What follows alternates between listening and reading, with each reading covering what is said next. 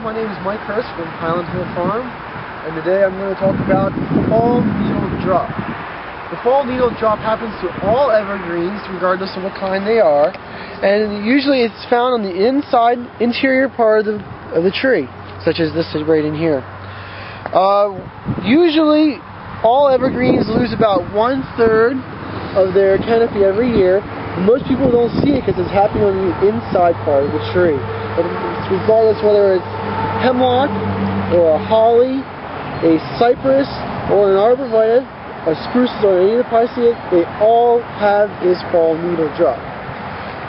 Usually what happens is, like, again, it does fall on the inside, and sometimes when we dig it up out of the ground, they experience abnormally more fall needle drop than what they would do if they weren't in the ground.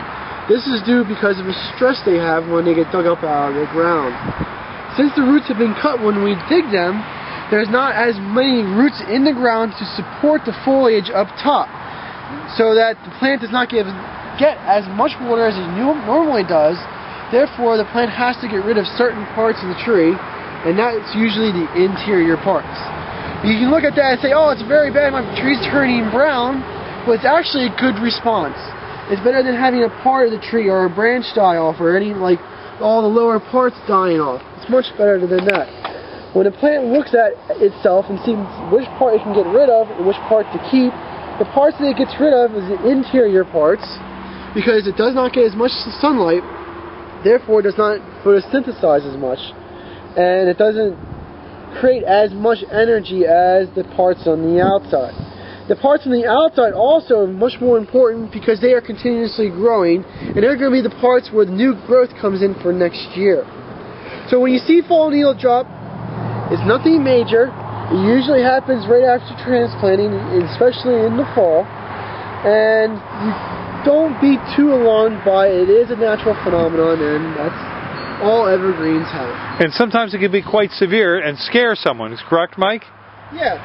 Like down here, you could look at these trees and say, wow, that's a lot of fall needle loss or drop. And actually, the trees are fine. They will grow through this, and they will fall on the ground and become the mulch for that tree for next year. That's right. Okay, well, thank you very much. And you can see over here, here's a holly, and you can see some of the yellowing there, and that's doing the same thing. It's got some needle loss. Nothing to be concerned about. We're here at Highland Hill Farm on Route 313 in Fountainville, PA. I'm Bill Hurst doing the photography. I own the Highland Hill Farm. And this is Mike Lewis of Lewis Wholesale Nursery. Mike is one of the premier growers that we use here at Highland Hill Farm. We also grow a lot of arborvitaes, but we are supplied by Mike. He's right across the street from our nursery and our operation. And Mike is an expert on raising arborvitaes. Mike went and graduated from the Longwood School in Chester County, Pennsylvania, and he's a premier grower in Pennsylvania, world-renowned grower. I shouldn't say that, but that is the truth. Everyone in northeast Pennsylvania and the eastern seaboard who raises arborvitaes and nursery stock knows Mike Lewis here.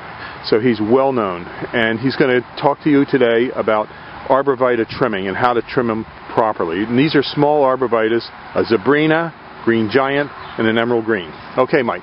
All right, what you want to do with your arborvitae is, when you prune them, you want to encourage them to have a single stem.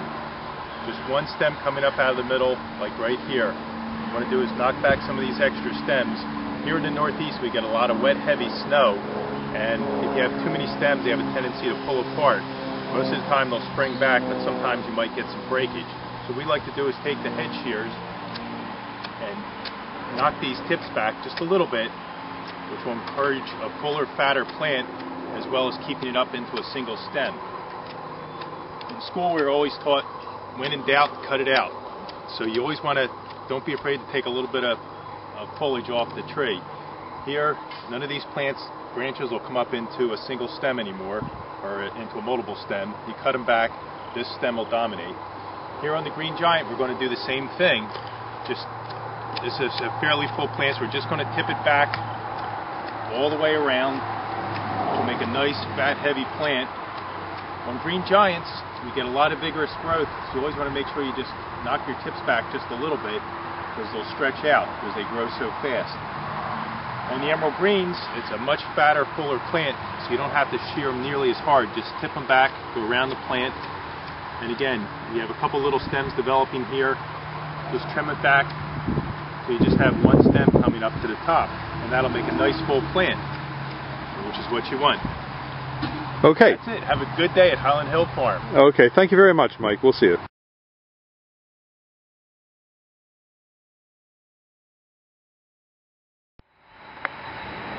This is the foliage of the emerald green arborvitae. We're at Highland Hill Farm on Route 313 in Fountainville, PA. These are our 3-foot emerald greens. And as you notice, everything is under drip. We do everything under drip here at the farm in Highland Hill. We're in Bucks County on Route 313. We do deliver plant and mulch up and down the East Coast. We have thousands of trees, plants, and shrubs for you. This is our back area where we store a lot of material. And this is looking towards our offices and greenhouses.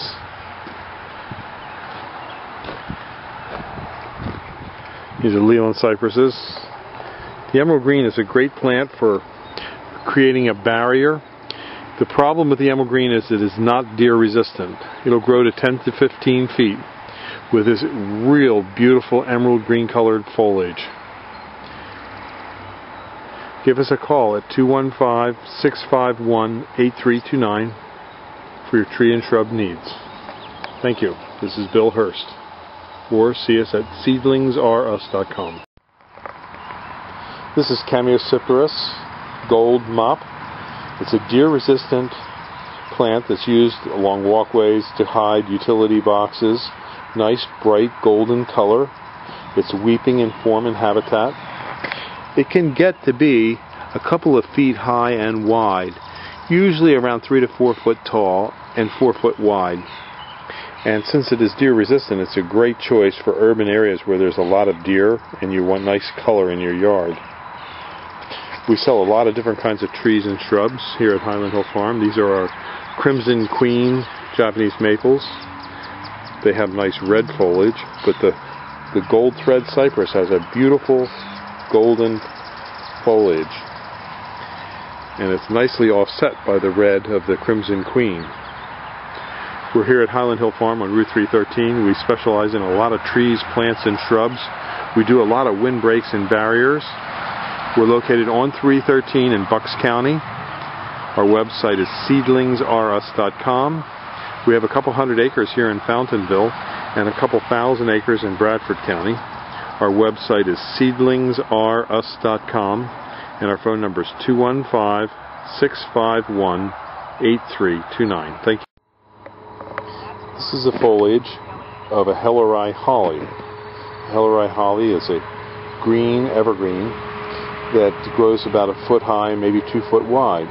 It's slow growing and it's great for along a walkway, a pathway, or if you want to cover up a utility box. It's a nice evergreen. It's easy to grow. It likes a little bit of pruning. We're here at Highland Hill Farm on Route 313 in Fountainville, PA. And we have a lot of other types of hollies for you. For example, that's the green luster holly. And we have more hollies, as well as boxwood, and many other kinds of trees, plants, and shrubs. We're growing on a couple hundred acres here in Fountainville, and we also have a couple thousand acres in Milan, PA, in Bradford County. We deliver and plant up and down the East Coast, so call us for your tree and shrub needs at 215-651-8329. Again, this is your Helleri holly foliage right here. A nice little plant.